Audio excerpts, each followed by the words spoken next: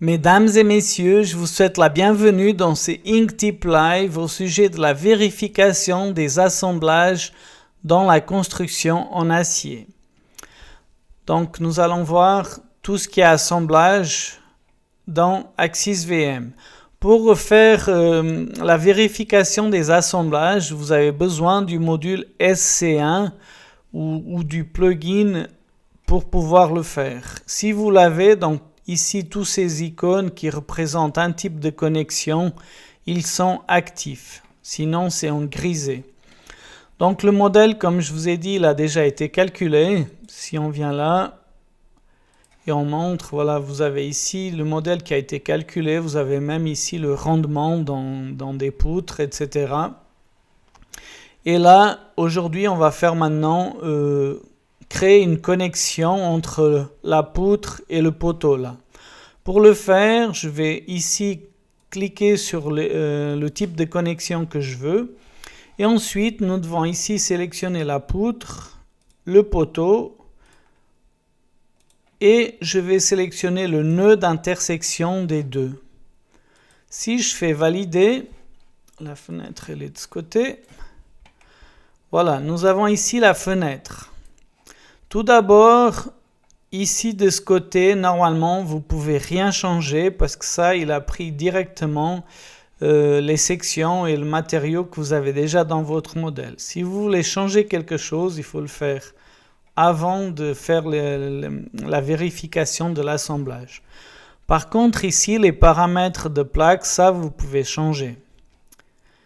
Et aussi, la connexion, vous pouvez aussi changer le matériau pour cette connexion.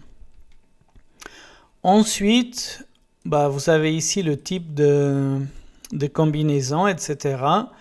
Et là, ça c'est pour la plaque. Pour les boulons, ici vous avez bien sûr la base de données, la norme. Vous avez la classe, le diamètre par exemple, si on met un diamètre 8.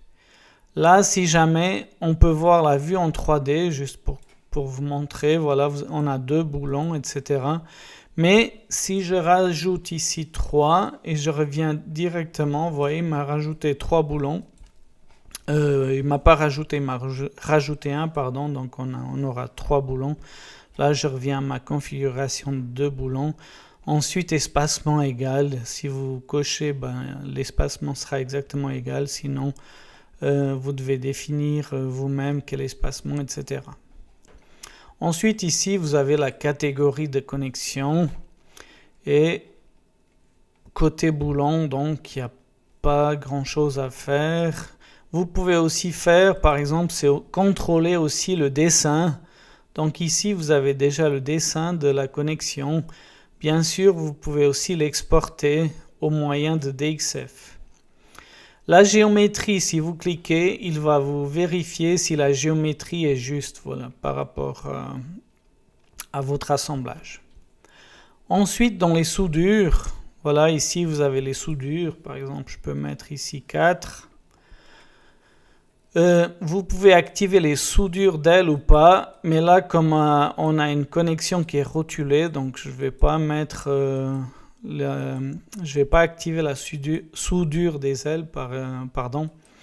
Et voilà. Une fois que nous avons contrôlé ces paramètres, ici nous sommes prêts à faire le calcul. Là, vous voyez, j'ai fait le calcul et là, logiquement, l'utilisation, on a encore beaucoup de marge, donc la connexion, elle est vérifiée. Et vous pouvez bien évidemment regarder les calculs ici. Là, de nouveau, la fenêtre, elle est de ce côté. Je vais mettre là, comme ça. Ici, vous avez bien évidemment, agrandir un petit peu comme ça, toutes les données, etc. et toutes les vérifications pour votre assemblage. Comme vous pouvez voir, on a tous les calculs et toutes les vérifications qui sont vérifiées. Voilà. Là, si je fais valider, donc cette connexion, elle a été créée. Si je viens maintenant dans la vue rendue, Maintenant, si je fais un zoom, vous voyez la connexion, elle est déjà ici. Donc on a ici la connexion qui a été créée. Bien évidemment, si vous avez des connexions qui sont beaucoup plus complexes ici avec des contreventements, etc., je vous conseille plutôt d'utiliser un logiciel qui est dédié à ce genre de connexion complexe, donc IDEA Statica. Avec ce logiciel, vous arrivez à faire vraiment tout type de connexion.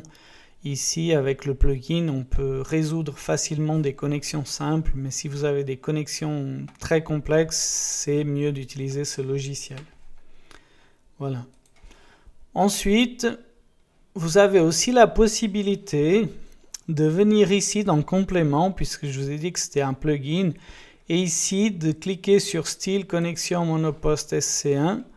En faisant cela, j'ai de nouveau la fenêtre qui est de l'autre côté. Ici, vous avez les connexions possibles. Par exemple, si je clique maintenant sur connexion poteau base, là, je déplace la fenêtre. Et ici, vous voyez, on a déjà une connexion poteau base du projet. Bien évidemment, on peut changer ici le type de profilé, etc. Par exemple, celui-là. Vous pouvez changer ici plusieurs paramètres. Et comme d'habitude, ça c'est la base. Vous pouvez aussi voir en 3D. La même chose, voir que tout est bien, etc. Vérifier la géométrie, par exemple. Vous avez aussi les raidisseurs, l'ancrage, si vous voulez rajouter des soudures, etc. Et là, je ne vais rien changer, je vais laisser la base. Aussi, vous pouvez aussi bien évidemment exporter au moyen de DXF. Là, si je fais calculer, vous voyez, l'utilisation n'est pas vérifiée, loin de là. Et là, si j'affiche maintenant la note de calcul, là j'agrandis un petit peu, voilà. Là nous avons la note de calcul, mais bien évidemment, il y a des vérifications qui ne sont pas vérifiées dans la note de calcul. Pour cela, il faudrait changer, etc. pour qu'on puisse vérifier tous les paramètres. Voilà. Je fais valider ici aussi. Et là, je ferme ça. Vous avez aussi la gestion des connexions. Imaginons que vous avez plusieurs connexions. Ici, vous pouvez voir toutes les connexions qu'on a déjà créées. Bien évidemment, là, on n'en a pas beaucoup. Oh, pardon, la fenêtre, elle est partie de l'autre côté. Il faut que je la minimise. Si je veux faire quelque chose. Voilà. Là, vous voyez, j'ai ici les connexions que j'ai déjà dans ce projet. Et si j'en avais beaucoup plus, bah, voilà, elles apparaîtraient ici. Là, j'agrandis encore un peu plus.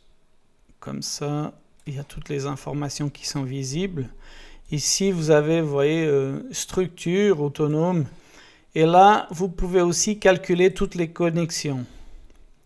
Et vous voyez, en l'occurrence, voilà, on a la connexion que nous avions déjà et puis celles-là qui sont vérifiées. Donc ça, ce sont différentes manières de faire les vérifications d'assemblage dans AxisVM. Donc pour aujourd'hui, on a vu tout ce que je voulais vous montrer.